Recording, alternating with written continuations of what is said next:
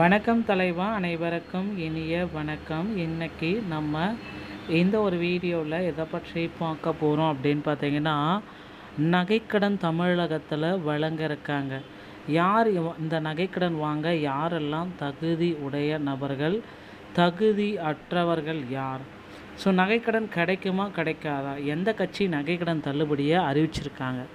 இதை பற்றியும் தமிழகத்தில் வரவிருக்கும் தேர்தலை முன்னிட்டு கூட்டுறவு மற்றும் பொதுத்துறை வங்கிகளில் வழங்கப்பட்ட நகைக்கடன்களை தள்ளுபடி செய்யப்படலாம் என்ற எதிர்பார்ப்பு குறித்து இந்த ஒரு வீடியோ விளக்குகிறது.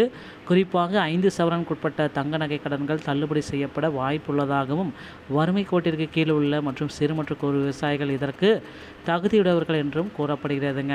தமிழக அரசு ஊழியர்கள், வருமான வரி செலுத்துவர்கள், ஏற்கனவே சலுகை பெற்றவர்கள் இதன் தள்ளுபடி பொருந்தாது என்பதுடன் பயனாளிகள் விவரங்களை ஆறாவது குடும்ப அட்டைகள் மூலம் தீவிரமாக சரிபார்க்கப்படும். இதற்காக இந்தியன் மற்றும் ஸ்டேட் வங்கிகள் உள்ளிட்ட 8க்கும் மேற்பட்ட வங்கிகளின் பட்டியல் தயார் செய்யப்பட்டு வருவதாக தகவல்கள் வெளியாயிருக்கு. அரசியல் கட்சிகள் மக்களை கவரும் வகையில் எத்தகைய அறிவிப்புகள் வெளியிடக்கூடும் என்பதால் பொதுமக்கள் மத்தியில் இதற்கான ஆர்வம் அதிகரித்துள்ளது. இத்திட்டம் குறித்து அதிகாரப்பூர்வ நிபந்தனைகள், தகுதியான தேதிகள் விரைவில் அறிவிக்கப்படலாம். நகைக்கடன் தள்ளுபடி 2026 நீங்கள் தெரிஞ்சு கொள்ள வேண்டிய சில முக்கியமான அறிவிப்புகள். தகுதி வரம்புகள் முதல்ல நான் சொல்லிடுறேன். நலிவடைந்த பிரிவினர் மற்றும் விவசாயிகள், வறுமை கோட்டிற்கு கீழ் உள்ள மற்றும் சிறு மற்றும் குறு விவசாயிகளுக்கு தகுதியின் அடிப்படையில் தள்ளுபடி வழங்கப்படும். நகை வரம்பு இதற்கு 5 சவரன் வரை தள்ளுபடி வழங்கப்பட்ட நிலையில் தற்பொழுது 2 சவரன் வரைக்கும் கூட கொடுக்கலாம். ஏன்னா நகையோட ரேட் ஏறினதுனால இது எதிர்பார்க்குது. ஒரு குடும்பத்திற்கு ஒரு குடும்ப அட்டைக்கு ஒருவருக்கு மட்டுமே அரசாங்கம் குறிப்பிடும் எடை வரம்புக்கு உள்ள நகைக்கடன்கள் மட்டுமே தள்ளுபடி கிடைக்கும். ஓகேங்களா? ஸோ கூட்டுறவு வங்கிகள் தள்ளுபடி வழங்கக்கூடிய வங்கிகள் அப்படின்னு நம்ம பார்க்குறப்ப கோஆப்ரேட்டிவ் பேங்க்ஸ், தமிழக அரசின் கீழ் இயங்கும் அனைத்து மண்டல மற்றும் கிராமப்புற கூட்டுறவு வங்கிகள், பப்ளிக் செக்டார் பேங்க், பொதுத்துறை வங்கிகள், இந்தியன் பேங்க்கு, ஸ்டேட் பேங்க்கு, SBI, கிராம வங்கிகள் உள்ளிட்ட 8க்கும் மேற்பட்ட வங்கிகள் இதில் அடங்கும். ஓகேங்களா? தள்ளுபடி யாருக்கு இதெல்லாம் கிடைக்கவே கிடையாது. இவங்களுக்கெல்லாம் தள்ளுபடியே கிடையாது.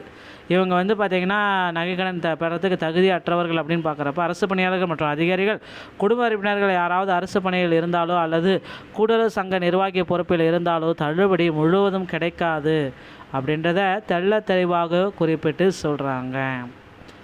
அடுத்து, வருமான வரி செலுத்துவர்கள், பொருளாதார வசதி படைத்தவர்கள் மற்றும் ஆண்டு வருமானம் வரி வரம்பிற்கு வருபவர்களுக்கு இந்த சலுகை பொருந்தாது.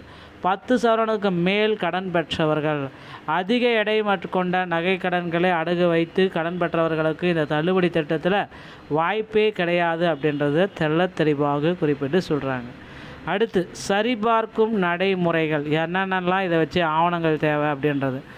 ஆவணங்கள் சரிபார்ப்பு, வங்கி ஆடிட்டு தணிக்கை பண்ணுறாங்க, அரசாணை மற்றும் தேதி வரம்பு, இவ்வளோ தான்.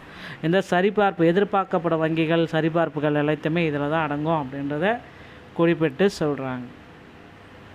ஆவண சரிபார்ப்பு அப்படின்னு நம்ம பார்க்குறப்ப கடன் பெற்ற தேதி, நோக்கம், நிலை, நகையின் எடை ஆகியவற்றை வங்கி அதிகாரிகள் சரிபார்ப்பார்கள்.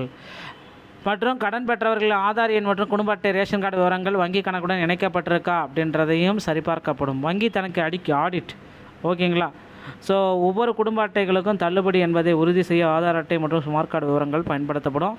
வங்கி சம்பந்தப்பட்ட அதிகாரிகள், தணிக்கை குழுவினர்கள் கடன் ஆவணங்களை முழுமையாக ஆய்வு செய்த பிறகு இறுதியாக தள்ளுபடி செய்யப்படும் என்ற அறிவிப்படியாகும். நகைகளை திரும்ப பெறுதல், தகுதியானவர்கள் முறையான அடையாள சான்று சமர்ப்பித்து தங்கள் நகைகளை வங்கியில் இருந்து இலவசமாக மீட்டுக் கொள்ளலாம். அரசு அறிவிப்பிற்கும் குறிப்பிட்ட தேதிகள் பெறப்பட்ட கடன்கள் மட்டுமே தள்ளுபடிக்கு தகுதியானதாக கருதப்படும் அப்படின்றத குறிப்பாக சொல்கிறாங்க. ஸோ இதுதாங்க நகைக்கடன் தள்ளுபடியில் வந்திருக்க சில முக்கியமான தகவல்கள். இந்த தகவல்களை பின்பற்றி தான் தமிழகத்தில் நகைக்கடன் தள்ளுபடி வழங்கப்படுது.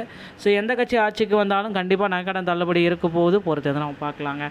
இந்த ஒரு வீடியோ உங்களுக்கு பிடிச்சிருந்தால் நீங்கள் நம்மளுடைய சேனலோட இணைந்திருங்கள். மீண்டும் ஒரு நல்ல தகவலோடு நான் உங்களை சந்திக்கிறேன். நன்றி, வணக்கம், தேங்க்யூ.